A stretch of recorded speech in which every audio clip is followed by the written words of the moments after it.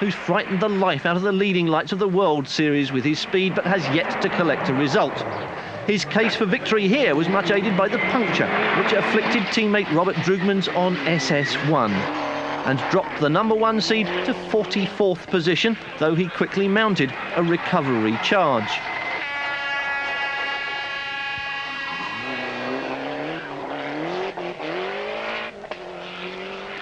Delacour blitzed the opening stage, his tactics for the rest of the day depending on the size of his lead, he said. But he didn't have one, and it took him until SS3 to draw level in the Corsica Spec 7-speed Sierra.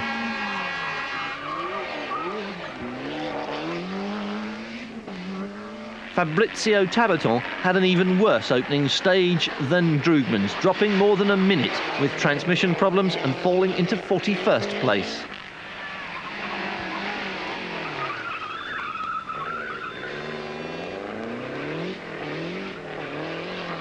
Alain Array was the last of the priority seeded drivers, his Renault 5 now replaced by a Simon Racing Renault Clio.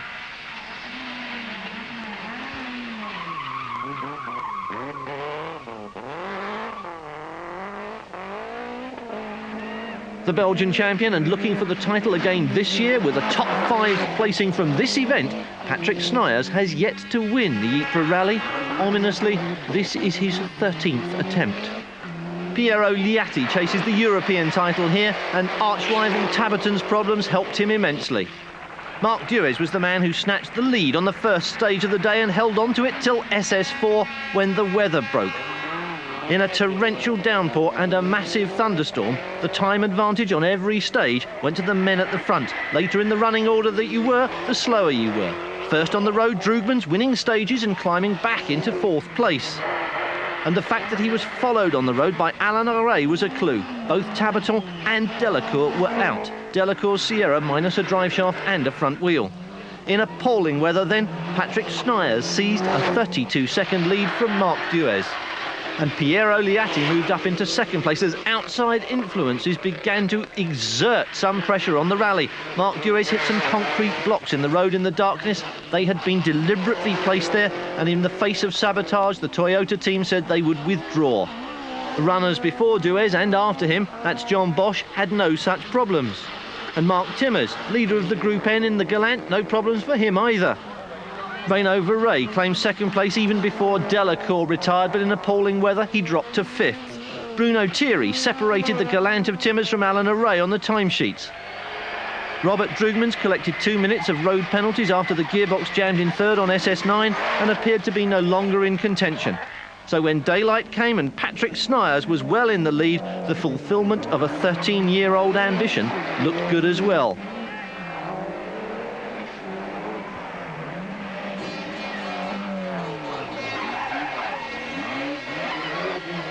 Renaud Verret was looking good in 2nd place, but the Toyota team kept its promise to retire before nightfall of the 2nd day, and all his hard work was to no avail.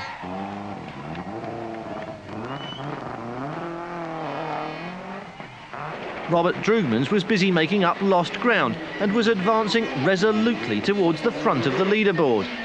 With 4 retirements ahead of him, John Bosch was going to be 3rd, but then his engine let him down. He retired as well. Mark Timmers found himself in 4th place overall, leading Group N.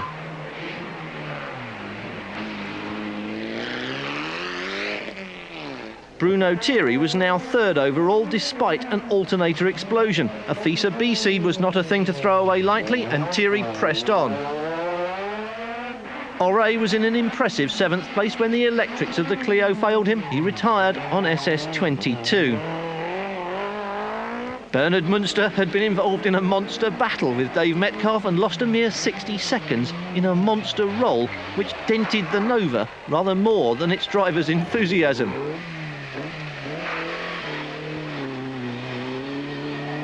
As they headed towards the final stages in the darkness of day 2, Patrick Sniers had a sizable and seemingly unassailable lead.